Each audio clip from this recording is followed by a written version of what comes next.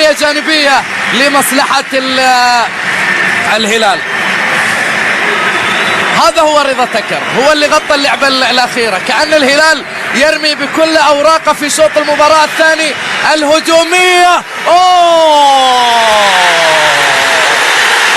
الله الله الله الله الله.